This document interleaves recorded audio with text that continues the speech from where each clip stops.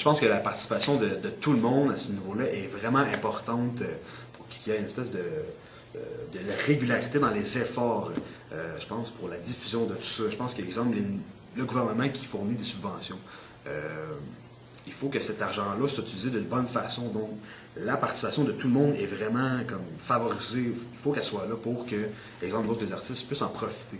Que ce soit au niveau des centres d'artistes, des choses comme ça, le galerie, d'exposition. Il faut que ça soit utilisé de bonne façon pour qu'on arrive à quelque chose de concluant et que ce soit favorable pour nous. Puis pour moi, la condition gagnante, en fait, c'est que la culture soit de plus en plus présente dans les écoles dès le primaire. Puis c'est pour qu'on ait à cœur la culture.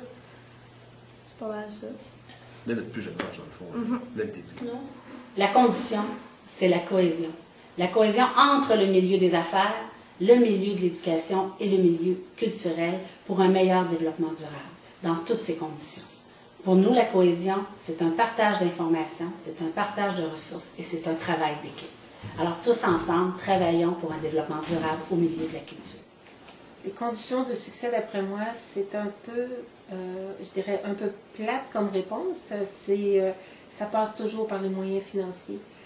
C'est la première raison qui me vient, c'est-à-dire que si on avait plus de moyens financiers, on aurait plus les moyens d'engager plus de personnel, on aurait plus de services. Et ça nous rendrait la vie plus facile, parce que d'une façon ou d'une autre, on le fait. On ne devrait pas, d'après moi, avoir à se battre pour ça. Les élus, nos élus municipaux, à tous les niveaux d'ailleurs, les élus aussi, les députés, tout ça, tout le monde devrait être de fait convaincu de la chose.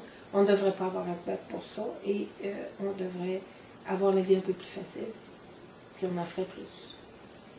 $1 investi en culture en rapporte 4. Ça, c'est un fait connu, mais je pense qu'il n'est pas encore intégré dans la façon de penser des gens qui décident des enjeux culturels à beaucoup de niveaux. Mais je pense aussi comprendre les enjeux fondamentaux. Là. Je pense qu'il y a encore de l'éducation à faire, il y a encore du travail à faire. La culture est au cœur de la société.